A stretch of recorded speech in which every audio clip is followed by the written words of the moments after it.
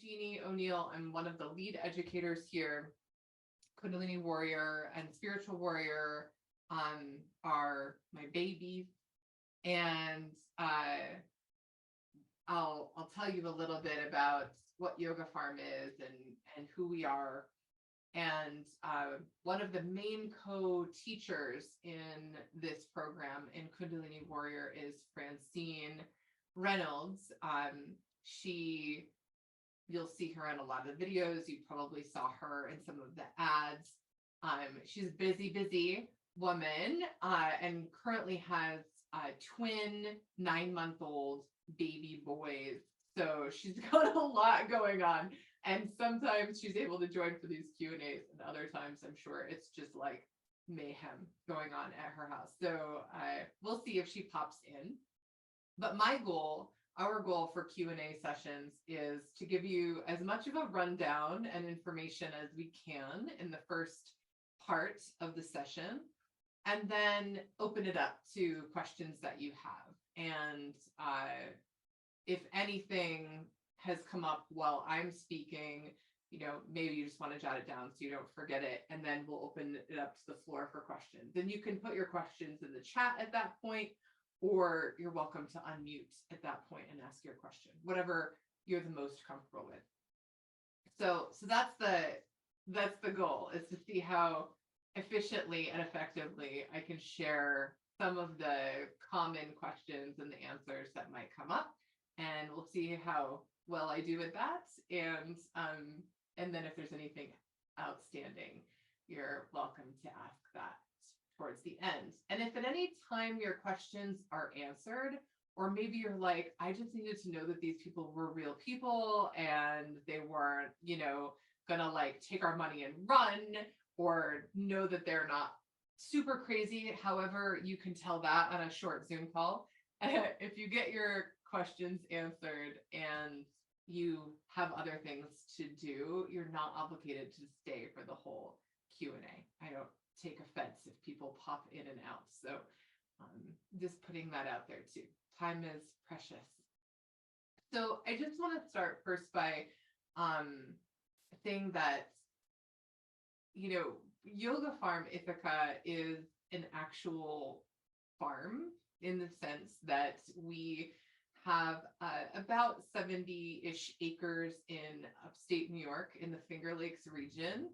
And originally there was actual farm animals and things on the property. There were alpacas at one time, there were horses at another time, and it was a functioning farm in that way, functioning hobby farm in that way.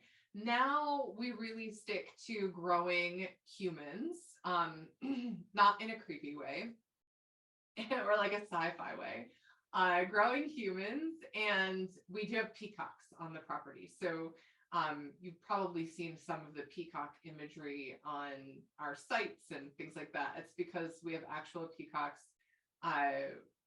one of which, Angel, the all-white peacock, has been kind of the staple, and we're on like Angel 2.0 at this point. He's an all-white male peacock, and he just kind of ruled the roost. Because it is a farm, we also have other animals that are predators to peacocks. So we did lose the original Angel, and we still have more, and they frequently have babies. It's just goofiness around here with the peacock scenario. We had one run away and join a flock of wild turkeys. That was a whole escapade for a while that maybe a children's book could be written about. Other than that, we grow hay. So there are actual hay days on the farm where people are doing all of the details that involve harvesting hay and making sure that it stays dry. So Yoga Farm's 200-year-old barn was converted into the main studio. This was back in 2015. Daniela and Christopher are my co-directors. They started the yoga studio aspect of the business. I came on board about a year later and said, hey, let's do a yoga teacher training. I had written the baseline of a curriculum for Radiant Warrior Yoga, and I was seeking people to co-teach with. I was already teaching yoga at their studio at that point in the barn, and they were like, heck yeah, let's do that. In 2018, they asked me to come on board full time. And one of the requests that I made for coming on board full time was that we become a nonprofit 501c3 organization. And Daniela and Christopher, being who they are, were like, sure, let's totally do that. We don't know what that means, but you might have an idea. So let's run with it. And so with the help of community support, and we were doing so many nonprofit things already that it just made sense. So that happened in 2018. We've run dozens and dozens of yoga teacher training programs. It is our absolute favorite thing to do. I used to be a public high school teacher, and my focus and trajectory shifted over into yoga, meditation, mindfulness. First of all, because it was a lifesaver for me. Working in a pretty impoverished school in rural Vermont, there was a lot of stress. It's stressful to be a teacher. It's intense to be a teacher.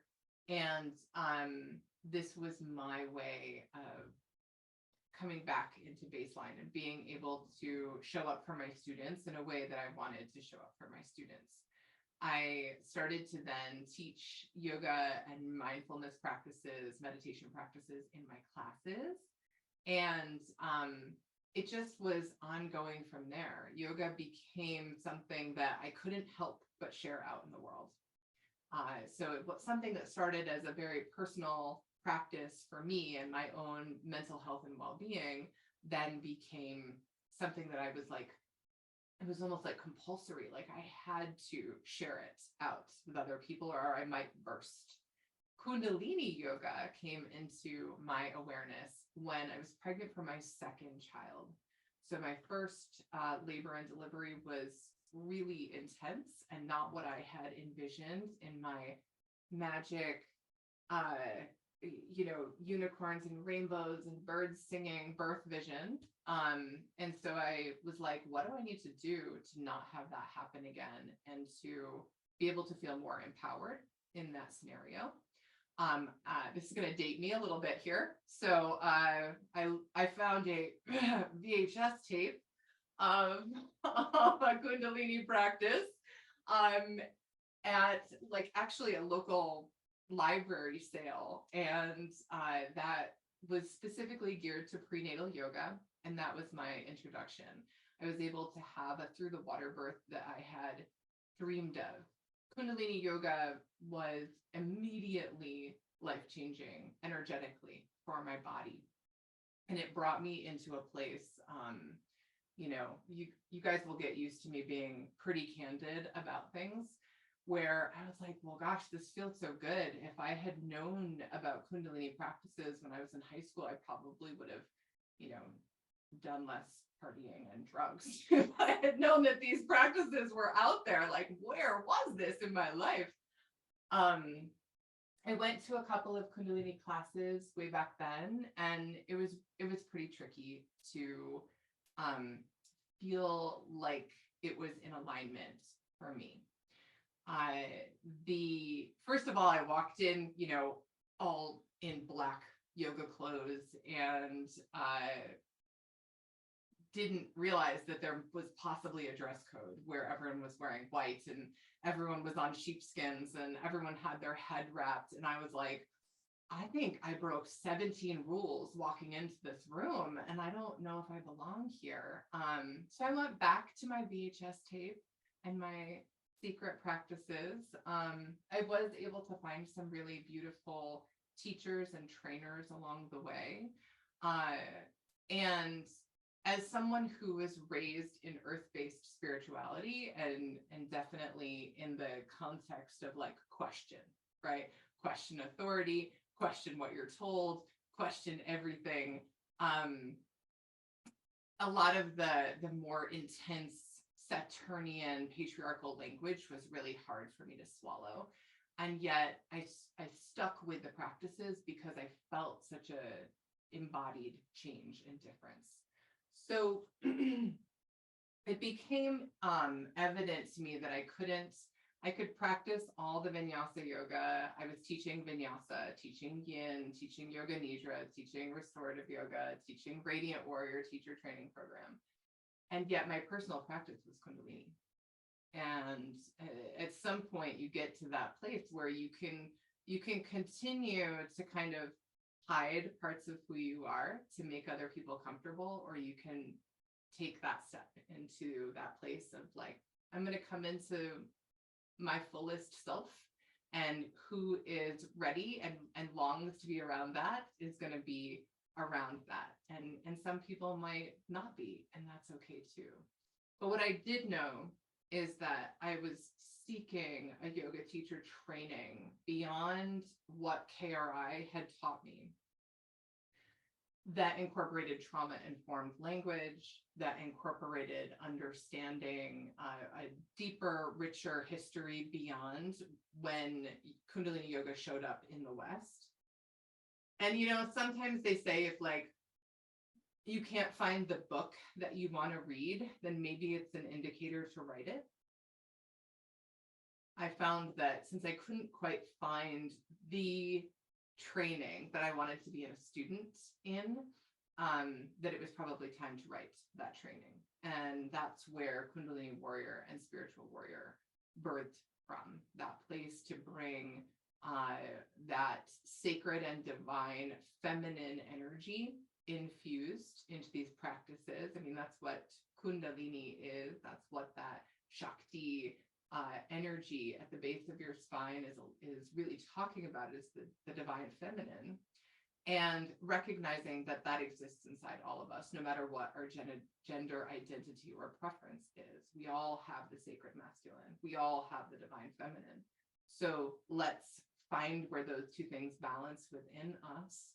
Let's use really inviting and empowering language around our students so that you all get to choose what feels good to you and what you're like, Jeannie, I'm never doing that practice again. That was awful. And I hated it. You get to say that if that's true for you.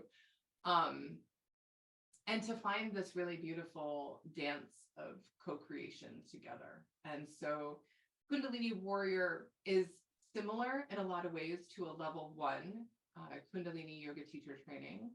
And yet it has components in it that I found lacking in level 1 training. A lot of focus on trauma-informed language in communities, a lot of focus on ethics and understanding what our roles are and what our scope of practice is as yoga teachers. A lot of focus on the history and philosophy from, you know, thousands of years ago in the form of Nada yoga and Laya yoga, beyond what happened in the late 1960s here in the US and what we think of as Kundalini yoga today in the modern context. You know, so this is how we've landed here. We teach in that feminine and masculine balance. And an example could be, there's a manual, there are modules, you will move through these things in a linear fashion. They build on one another. You know, we don't fly by the seat of our pants in that way in this training. I used to be a high school history teacher, so let me tell you how I love lesson plans and calendars and lists and schedules and all of that stuff. And it's just such a part of who I am, how I teach, and how I write a program.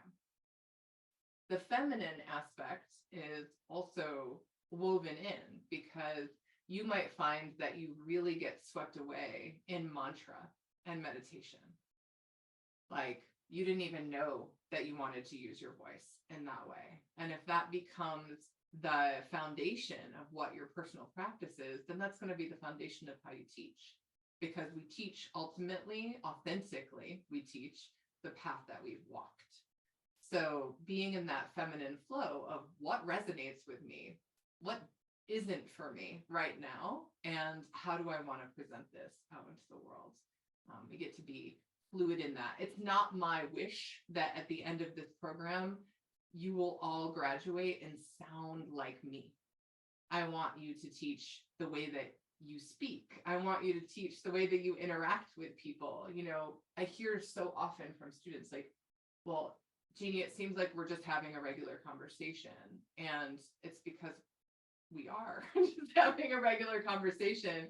You're not going to hear me speak in a yoga teacher voice in class and then like run into me at the grocery store and I'm like dropping F-bombs. I will probably drop F-bombs when I'm teaching sometimes. There isn't a separation because who I am when I teach is who I am. And so who you are, it will get infused with how you teach and your own excitement and passions and nuances. And no doubt, so many of you also have a ton of other skills and trainings and interests, and you will watch them merge with this practice in a way that feels inseparable to you. I can't imagine teaching Kundalini Yoga without talking about the elements, without talking about Ayurveda, without talking about how the season of the year and how much sunlight you're exposed to is going to have an impact on your body and on your motivation. It's just how I teach. So you'll find all of that as well. And we're just going to be here to encourage you to be more and more of you by the time the practicing wraps up and you submit that final teaching exam. The structure of the training is all in Mighty Network. So we use a platform that is both like a social network, but it is secure and private, unlike some of the other social media that's out there. It's a social platform as well as your learning platform. So you're encouraged to meet your fellow classmates, talk to one another, engage in conversation back and forth.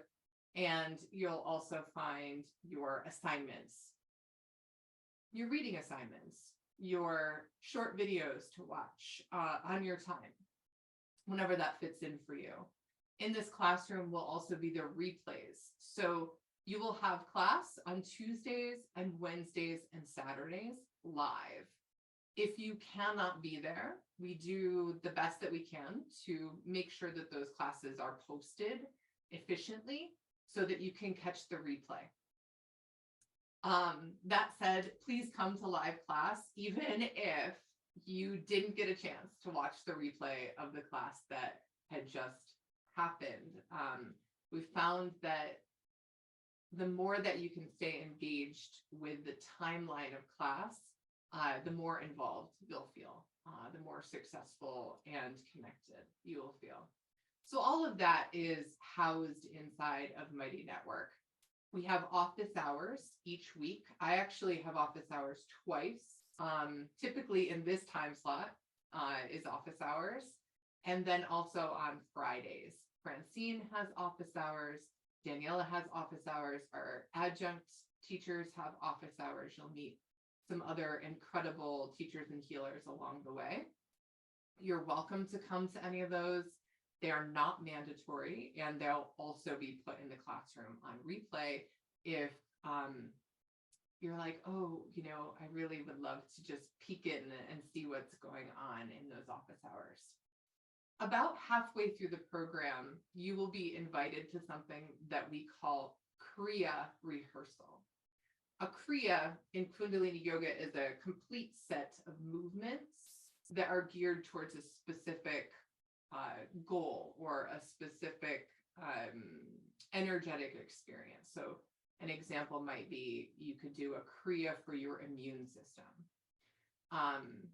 In those Kriya labs that you're invited to attend, those will be your opportunities to practice in small groups your teaching with other people who are also practicing teaching. This is like a gold experience because even those of us, I was a teacher for so long, felt like my whole life. And those first few yoga teaching classes or opportunities to teach I was given, oh man, did every single part of my sympathetic nervous system fire up when I had to teach yoga in front of other people. I was like, I am going to screw this up. People are going to be like, this lady is a fraud. She doesn't know what the hell she's doing, and we are never coming back. right? So it just helps you get over that imposter syndrome a bit, helps you. I actually think about it like drama club rehearsals from high school, where you have a script, which we do give you scripts so you know what to say. And so you find your own words and you adjust them. You show up with your script, you read the words, you muddle through some of them, you misspeak, you back up and rewind and do it again, and everyone is gracious. It's just a really lovely, lovely space. So I always encourage that. I encourage coming to Kriya rehearsals, office hours, and live classes as much as your schedule allows you to. So again, the classes are Tuesday. You'll have class on Tuesday from 11 a.m. to 1 p.m. This is Eastern time zone, so you might have to adjust in your mind. Wednesdays, you'll have class from 6 to 8 p.m. And then on Saturdays, you'll have class from 10:30 a.m. until 1 p.m. And some of those classes are lecture. Some of those classes are a little bit more interactive. And then other classes are, we really do break down each of the poses in a complete set, in a complete Kriya, so that you can hear how the mechanics work, how we flow from one pose to the next pose. And then you can immediately go in little breakout rooms and see if that landed for you, where your questions are. So that's the structure of the live classes. The books, and I'm going to put these in the chat box because that's easier, I think. And also,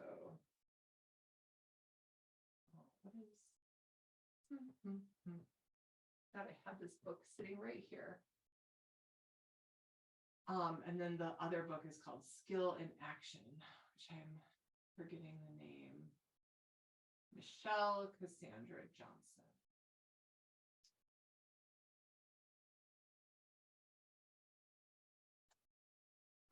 So this is your book list. And throughout the program, when a module is opened, you'll see a series of assignments for you to work your way through. And there are specific assignments in these books. Essential Kundalini and Kundalini Awakening, and the anatomy text, which is called Enlightened Bodies. These 3 books, you're not reading them cover to cover. We have specific assignments in each of those books. You're welcome to read more if you would like to, and we do give you specific page numbers to focus on specific things. The Idiot's Guide to Ayurveda by Sahara Rose is another like entry point into the stream of Ayurveda. For some of you, you're going to fall down this rabbit hole and absolutely love it. Some of you already have a background in Ayurveda and you love it. This book does a really great job keeping things at the foundation aspect, so it's not too overwhelming, because those of us who study Ayurveda, it's like lifelong. We've signed up to be reading Ayurvedic books when we're 97 years old and attempting to figure out, what the best oatmeal is to eat this morning. And this is just getting your feet wet. And for some of you, it won't resonate at all. And so we're not trying to give you too much Ayurvedic information. This is a yoga teacher training, not an Ayurvedic practitioner training. All right, I'm going to check my notes and see if I have missed anything here. So officially, everything opens at the end of January 25th. And at that point, you will have access to everything that you need in the classroom. You're welcome to start reading some things, and it's not required.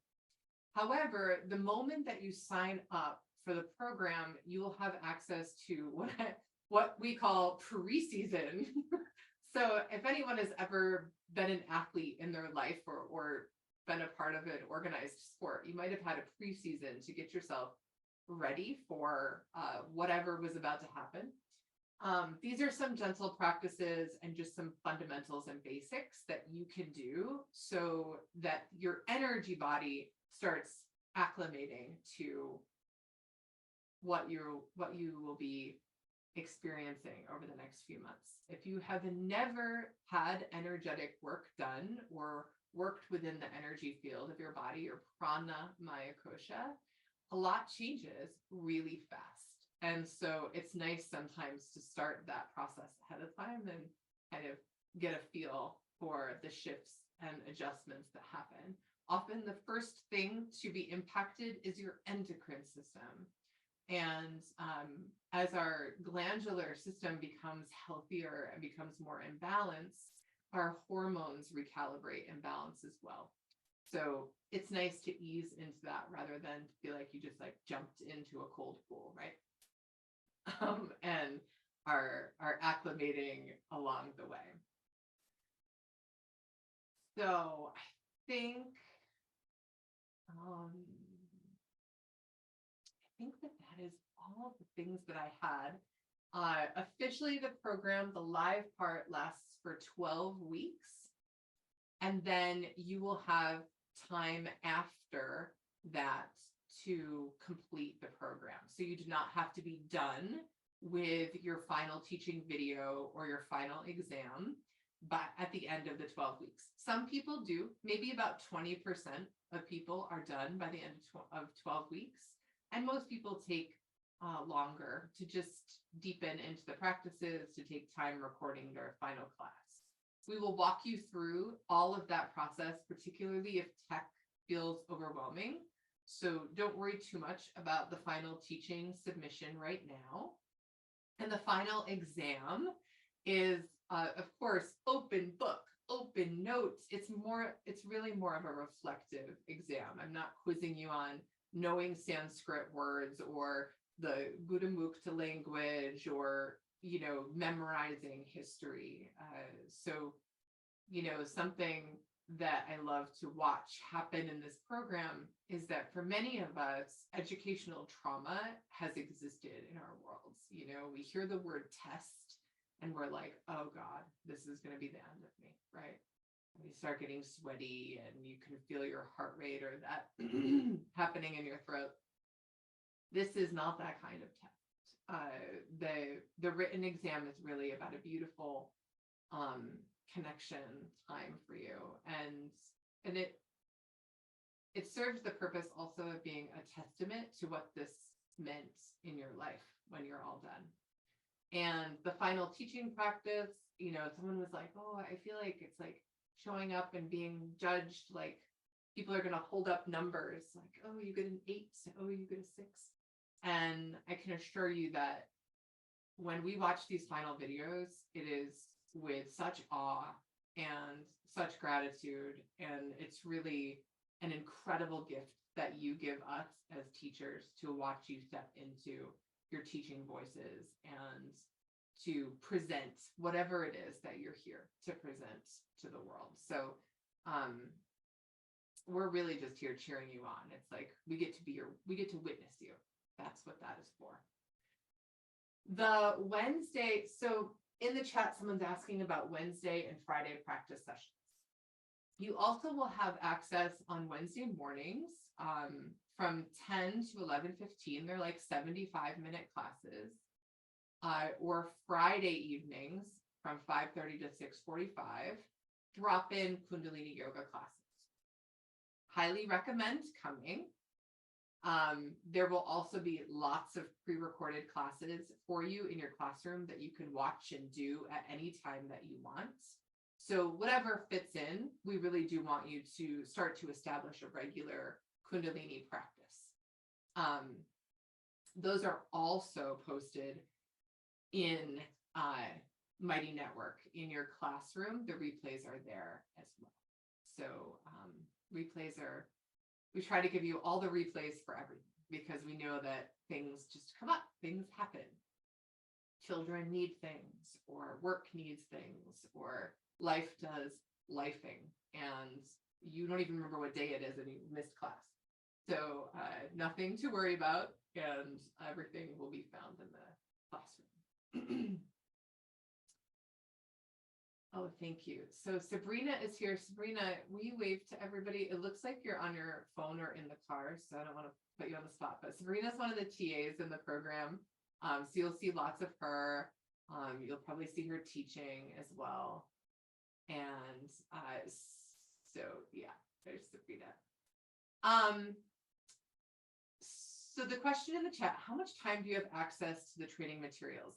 We're not going to take you out of the classrooms. Okay, so it's not like the classes end and you're booted.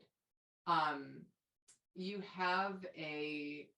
will have access to the things that are in the classroom for an indefinite amount of time. I'm always hesitant to use the words forever because who knows?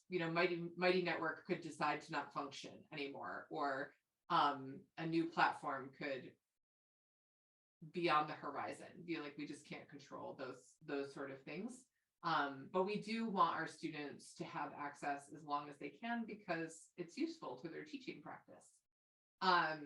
And for the length of the program, even after the live classes end, you'll also have access to office hours. You will also have access to, asking us questions, getting direct responses from us. There is a principal manual. So once the classroom is fully open, you will have access to your manual. I recommend, we put in the assignment, this place where you can send it, and I think it's like $20 to get it printed and bound. So it'll be kind of like this scenario with this is actually a different training manual, but it's very similar to this. And it's around $20. Print Me One, I think, is the website. So we put the link to the website in there. And of course, you can send it anywhere you would like if you have a print shop that you work with, or want to get really fancy with it. You can do that too. We talk about this quite a bit, and often I answer these questions in office hour format because they tend to be just a little bit more nuanced. All of my private session work that I do is Kundalini yoga based. So even if we're working on something like, early childhood scenarios, or even if we're working with, just that fight or flight constant, within a private session, Kundalini yoga is a part of that, and particularly which kriyas to pick, how to introduce them, how to bring this gently into people's lives because it might be very new to them. And even when I have private clients that they hire me just for Ayurveda or nutrition or that kind of aspect, digestion issues, we're also always doing Kundalini. So absolutely, we go into that. Daniela also does coaching work. Jaya, who's like an adjunct teacher, does coaching work. And so we're all really excited to help people who are doing more one-on-one practices or private sessions bring this in as well, because it's such a, it's so efficient. It can be so tedious to change the mind with the mind, and we can really do a lot of work somatically. So yeah, that sounds amazing. Can I talk more about the intention and our mission on the trauma-informed aspect of the training? So many of you have probably heard whatever it is that you have landed upon when it comes to Kundalini yoga and specifically Yogi Bhajan. And that's one aspect, one side of the trauma mission of Kundalini Warrior. And that is that there have been some significant wounds in the Kundalini yoga community. Whenever there's an incident or numerous instances in a yoga community where someone that is in power or is even considered a guru abuses that power. It shakes the community to its core. And people have been really struggling with feeling that, like, well, gosh, these practices have saved my life in so many ways. And how do I rectify and be engaged in a practice that is affiliated with someone who has been found to have committed a lot of transgressions, a lot of abuse, a lot of abuse of power, particularly against people who were vulnerable in his community. And many people walked away from the practice for a long time. Many people felt like they didn't have a space to be in with Kundalini.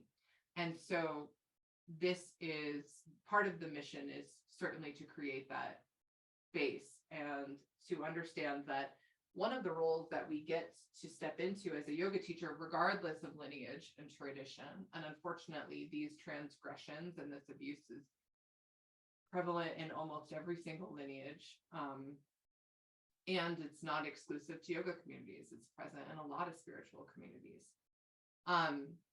We get to create here and co-create a community where the sovereignty and the power is given back to students and practitioners, where no longer are we showing up in practice or in, spiritual community and sangha seeking someone outside of ourselves to be our connection to the divine. That's not what we're here to do. We're here to actually remember that we don't need a middleman or woman. We don't need someone to translate these practices and these experiences for us. We are divine beings. And we forget that because we show up in these human bodies and we're like, whoa, I guess I have to only do the things to help me survive. We forget how connected we are to source and the divine. And sometimes I'm going to call it the force because I can't help myself. And I'm going to reference Star Wars all the time. The other aspect of being trauma informed is that my trauma informed training started with Bessel van der Kolk. Some of you might know Bessel's work through the book, The Body Keeps the Score. So it is important as yoga practitioners and yoga teachers to understand that emotion, energy in motion, can become stagnant in different parts of the body. And that trauma and the emotional energy packets that are triggered when things happen hang out in different parts of the body as well. And our body remembers things that our minds might know consciously are no longer going on. Our body still operates as if that scenario is happening, or it might pop up as if that scenario is still happening. So once we engage in yoga, again, whatever type of yoga it is, and certainly in Kundalini, we start to shake some of those packets loose, and things can come up. Things can come up in the practice, things can come up days later. And it is vital as yoga teachers that we know our scope of practice. We know that this is where our role is. We can hold the lantern and hold sacred space for people to heal themselves, because we're not healing anybody. And also, it's not our job to be anybody's therapist unless you also have that credential, unless you are also working in this other way. In the role of the yoga teacher, we want to be conscious of how bodies move these energies and what can happen, how things can come up and how things can be processed. It's been my experience so many times that people are just not informed or have not yet been equipped with the tools to understand how someone is processing through trauma in their yoga class or after their yoga class. And so in order to make sure that we are just doing our due diligence, we want to make sure that we're aware of how somatic healing happens and how the body starts to move and the body starts to heal these memories and these energies and our mind adjusts to that as well. And the other important aspect is language, because particularly in some of the older lineages of yoga that at one time were passed down from one teacher to one student, and you could read the energy of the person you were working with, you could know them at a deeper level. Some pretty intense language is out in the yoga world, right? It's like, do this. It's so hyperbolic. It's like, if you do this, you will be healed. If you do this, you will no longer feel anxiety. We can't know that ever for somebody else. And so we want to be mindful of hyperbolic speak.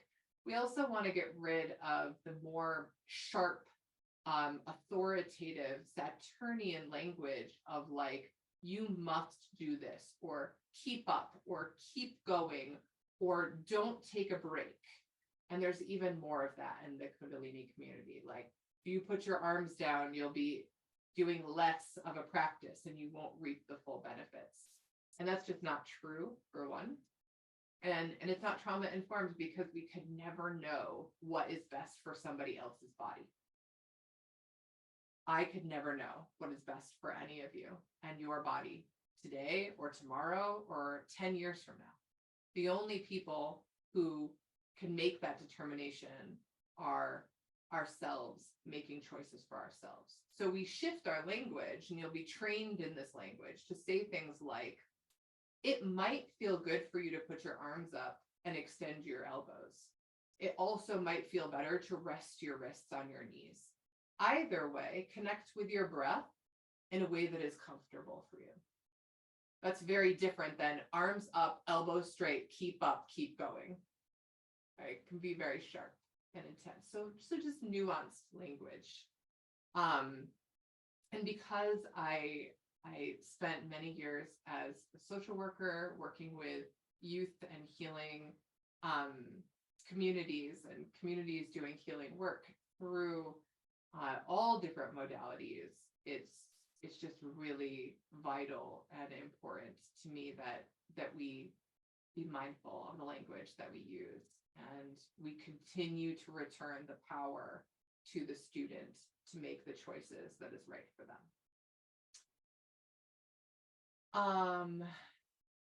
Another question in the chat.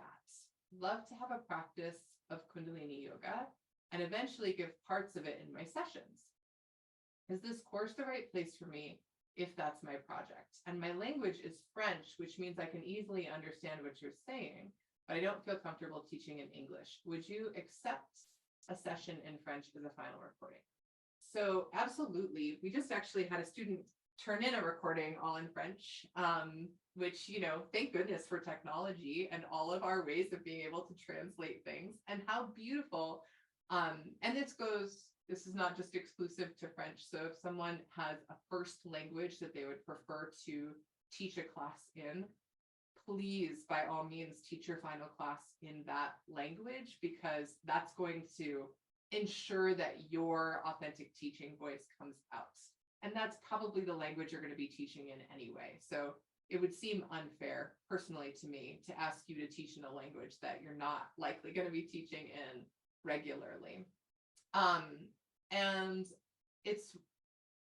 I could say it every single day until I'm blue in the face. No matter what other types of healing work you're practicing, Kundalini yoga will be useful to your clients. And if I had a magic wand, Kundalini yoga would be taught in middle schools every day. There's just so much incredible, powerful breath work that can unlock so much in people of all ages, and also help us stay really connected to our light, to our source of vitality, to feeling invigorated and feel alive in a way that sometimes we don't. Sometimes we feel like we've lost that spark of it. So it's a really universal practice. I say that, I'm also going to own my bias, right? Like, obviously, I'm like a Kundalini dealer on the corner, like, So Kundalini yoga can also be hard sometimes for people to be willing to engage in. So we'll talk throughout the program about how we explain what Kundalini yoga is in a way that's going to make sense to anyone you want to offer it to, whether that is in a corporate setting, the language that you would use there, things like this is yoga for your spine. This is yoga for your endocrine system. This is yoga for your hormone system in balance. All true statements, and they don't quite have that Kundalini word tacked on, which if you haven't heard me say this before, please don't Google Kundalini yoga. Find people who practice and get information from them firsthand, because there's so much hyperbolic language out there around it. I would recommend buying the books at the start. If you want to stagger them, of the list that I put above, I would get Essential Kundalini first and Enlightened Bodies, and then you can kind of trickle the other ones in. Skill in Action, you won't start reading until module 3. So if you want to pace yourself, there's also used versions on Bookshop, used versions on Amazon too. So there's a lot of places that you can find the books.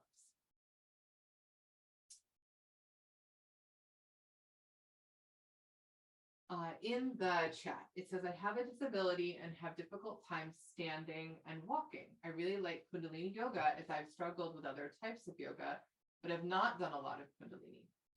How adaptable is this training if I can't do some of the poses? Well, I can't do some of the poses. So a fun fact is that you never have to be able to do a yoga pose to teach a yoga pose. And that's an important understanding, is that you don't have to demonstrate a yoga pose for your students to be able to get into that yoga pose. A lot of Kundalini yoga teaching, you get to just sit and instruct. And actually, it's better often to do it that way, because if you start doing all the breath practices and all of the arm movements and things while you're teaching, you might get a little disorganized. I'll speak for myself.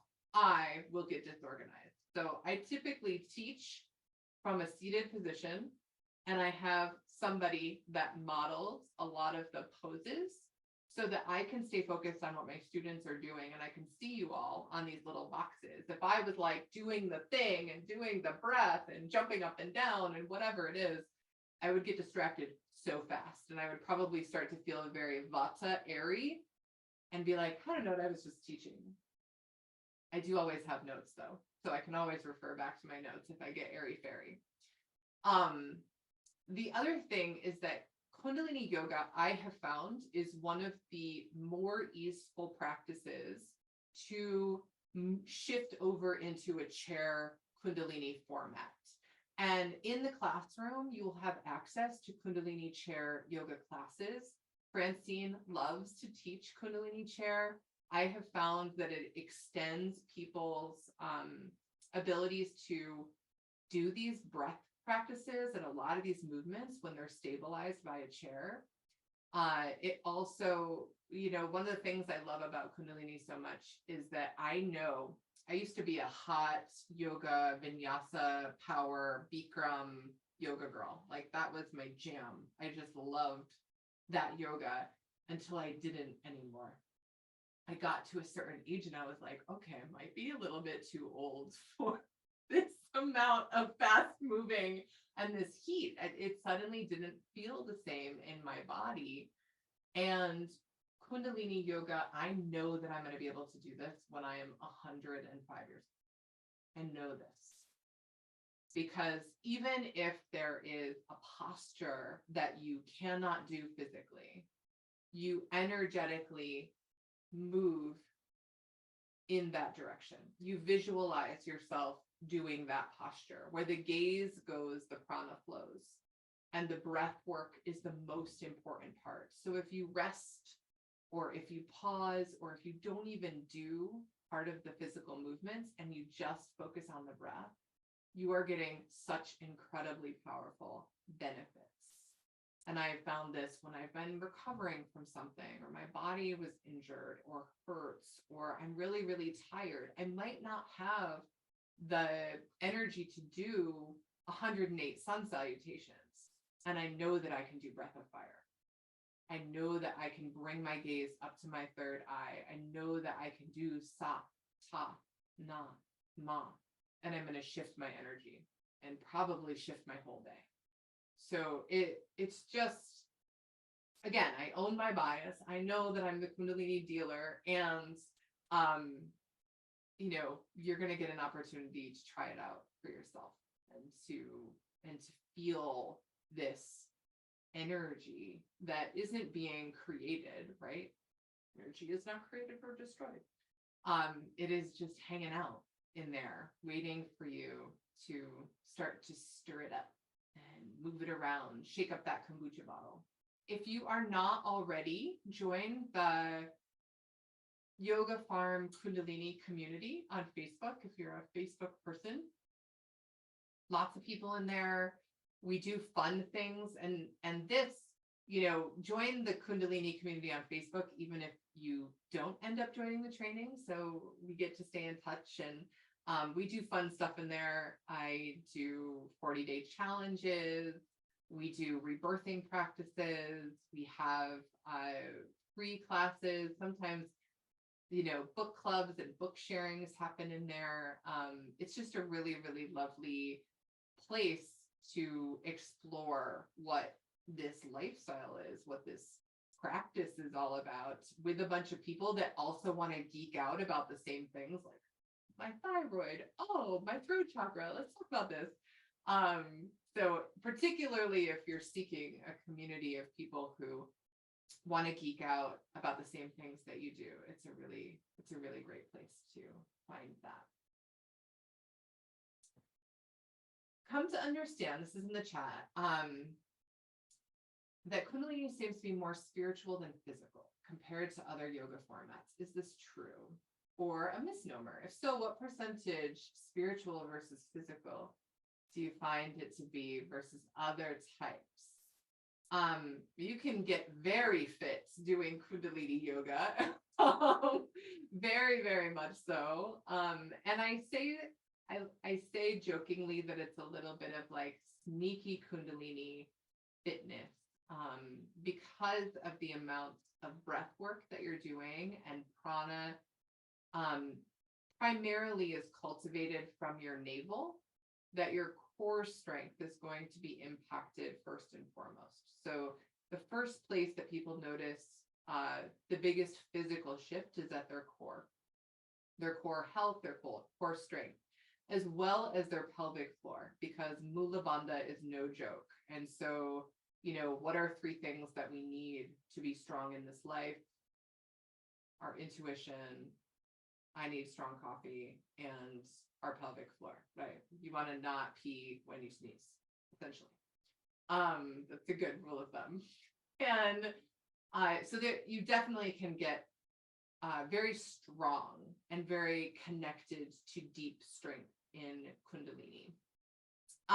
That said, there is that prana maya kosha component to it. So if you want to take it into the spiritual realm and thinking about it as more of a spiritually focused practice, I can see where that can be true, because a lot of yoga programs, particularly in the West, are really seeking to be more secular and accessible. And Kundalini yoga tends to not shy away from the spiritual aspect, and also to encourage people to bring it into whatever their spirituality and faith is. So you don't have to be a Sikh. You do not have to convert to Hinduism in order to do Kundalini yoga. And we're also not going to shy away from words like God, goddess, source, the force that is within all of us. So there's definitely that more spiritual component in that aspect. Additionally, there's a lot of chanting. There's a lot of mantra. And so people often relate that type of meditation to bhakti yoga. And bhakti yoga is like a spiritual path using love, ultimately. But we'll talk about the 4 paths of yoga as well. Physical aspect of yoga is considered Raja yoga, asana, more of that path, and that is in Kundalini yoga, and so is bhakti, and that deep connection, that beyond just the like, I'm going to wear a tank top that says we are all one, like actually having a real experience that we are all one in this world. And all of the worlds.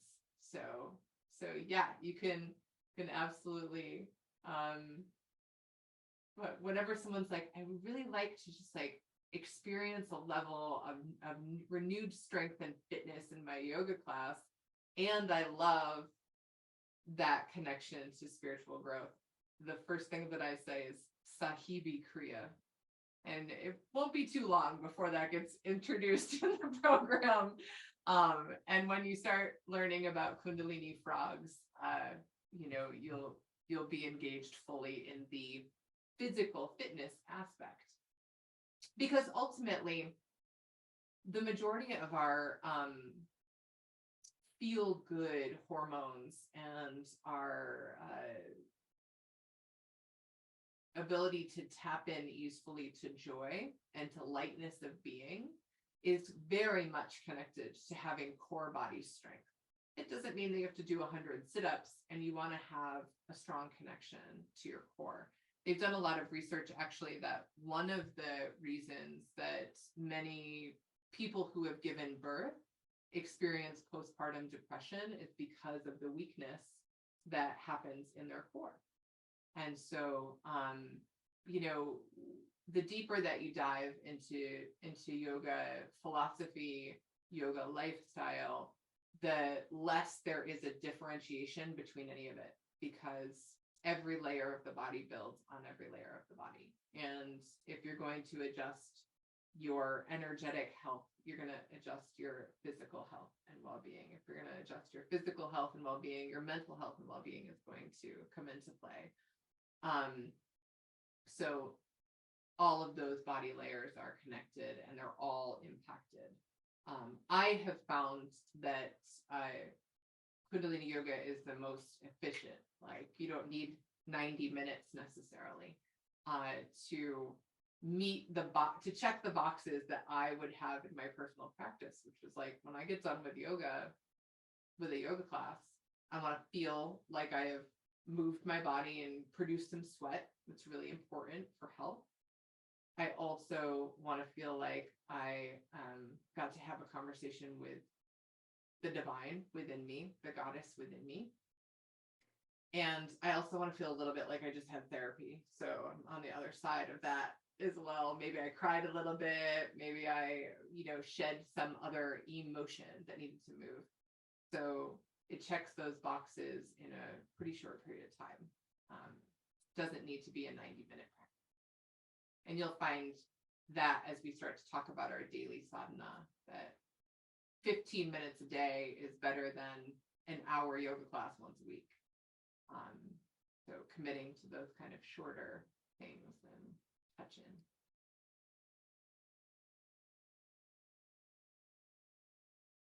Anyone else?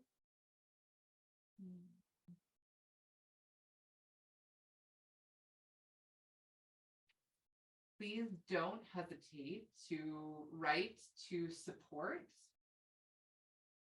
at yogafarm.us. If you have any questions that pop up after we close out here, our support team, Jessica and Misty, are brilliant and wonderful and so eager to help. I'm probably going to get off this call and be like, oh, I forgot a thing. So Yeah, I just wanted to say hello. Hello, everyone. I just wanted to add, everyone can see that I'm in the car. So I want to just add that this program is super accessible. So like your journey doesn't have to, like for me, it was like a dream come true that I was able to take an online program because I work swing shift. I'm a mother of two, and it just wasn't accessible for me to go every weekend somewhere to take a, participate in a teacher training. So a lot of the times I would at work, I'd just plug in my earphones and be doing my own thing or be doing the dishes, that kind of thing. So what I loved about Yoga Farm was that they were always reminding that like your life doesn't stop for this. Like you keep going and you're able to bring it into your bring it into your lifestyle. So I just wanted to add that because I just remember so many times thinking like, oh, I gotta rush home to listen in, and just pop in your earbuds or listen in the car. It's super accessible, and all of the replays um, are there for you, and we're all here for you as well. So I look forward to working with you all and learning with you. Yeah, yeah, Was first a student at Yoga Farm in 2020, so she has that's right. an alumnus of many of our programs. And um, yeah, thank you, love. Thank you Yeah, for reminding everyone of that. And I've taken a lot of trainings online. I've taken a lot of trainings in person. And I can say that the thing that I love about it is sometimes it felt like there was a reentry period.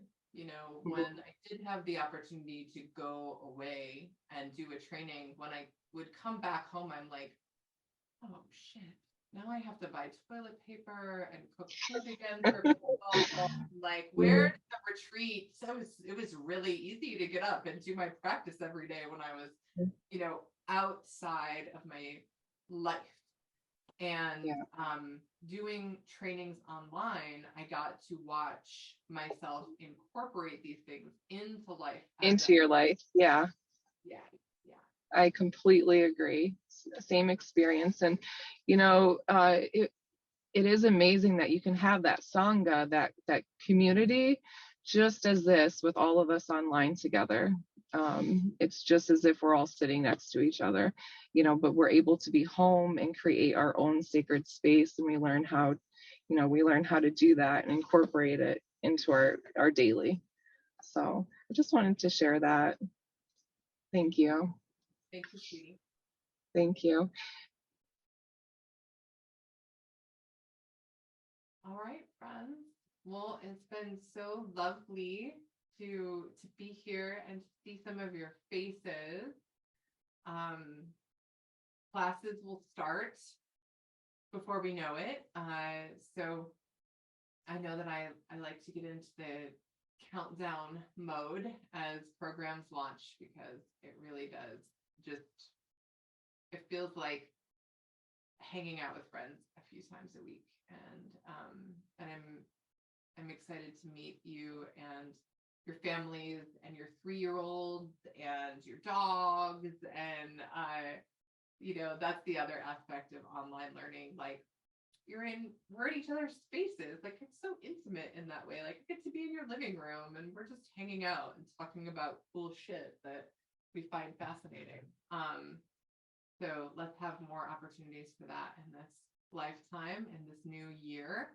And please do write in if you have anything outstanding, any other thoughts that come up after. And I will see you all so, so very soon.